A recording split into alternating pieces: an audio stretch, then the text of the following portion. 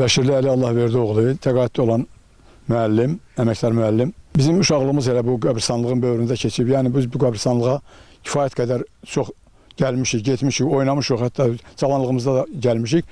Buranın ərazisi həqiqətən böyük idi. Burada çoxlu xeyli qəbirlər var idi. Bu günləri bu görünən qəbirlərin bəlkə də 20-30 bundan artığı, yəni misli qədər qəbirlər var idi.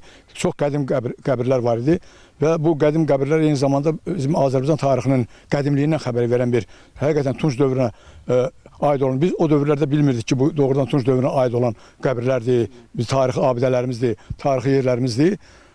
Lakin təəssüflər olsun ki, bu baxımsızlıqdan burada artıq bu hissəsini, bir hissəsini artıq götürüblər, daşları götürüblər, evlər salıblar. Amma heç olmasa yenə sağ olsunlar ki, bu günləri bu əhatələyib, dairə cızıb, bu qoruyublar, bu qəbristanlığı qoruyublar. Amma burada bir qədər qayda qanun, sahman yaradılsa daha yaxşı olardı. Çünki tariximiz bizim ayrı regionlarda, ayrı yerlərdə, ayrı rayonlarda, kəndlərdə bu formada qorunub saxlanmalıdır. Yəni biz bunu qoruyub saxlamasaq, gələcək nəsillər də həm ölkəsindən, həm mədəniyyətindən, həm tarixindən bir xəbər olmuş olarlar. Ona görə də biz çalışırıq ki, və gələcək nəsillə də tövsiyə edirik ki, bu cür bizim qədim tarixə malik olan abidələrimizi qoruyub saxlasınlar. Məsələn, Əlibaramlı olub əvvəlki adı Şirvanın, indi Şirvandır. Və Əlibaramdan da qabaq, lap qədim dövrlərdə müharibə qədər olan adı qəsəbə kimi Zubovka. Düzdür, onu düz Rus polkovniki Zubovun adı ilə adlandırıblar. Amma hər halda Zubovka olub, kiçik bir yer olub. Sonra elatlar burada olub, gəliblər, heyvan saxlayıblar Kür qırağında.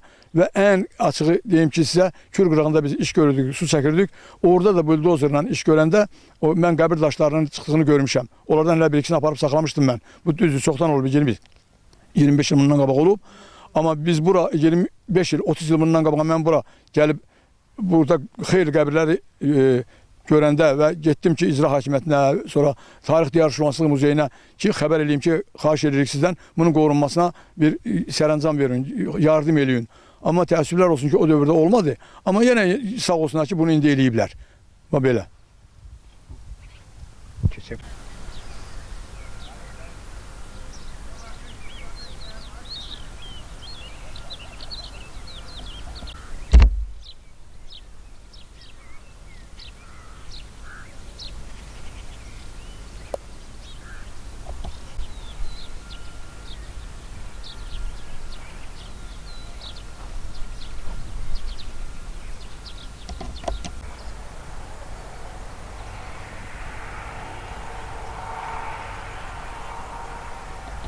Mən görməmişəm. Mən bilən aparılmayıb tədqiqat işləri. Amma doğru deyirsiniz. Tədqiqat işləri aparılsa daha yaxşı olar. Tədqiqat işlərinin aparılmasından mütləq vacibdir və bunu biz xahiş edərdik ki, bu məsələ reallaşsın.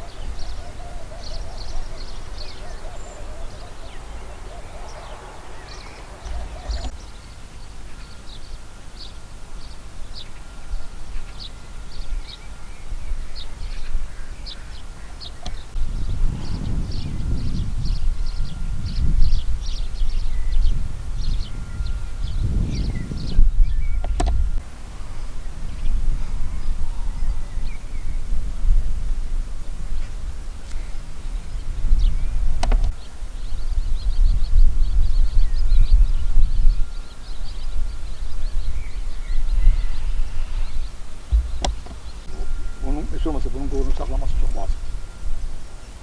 Belə. Yəni bunların təbii ki, sərqə salınması lazım. Mütləq gəlir, nəsə içmək istəyirlərmiş. Bu hətələndən sonra onu içməyiblər. Orada şey var, bəsin qəbir var. Orada bu yanında.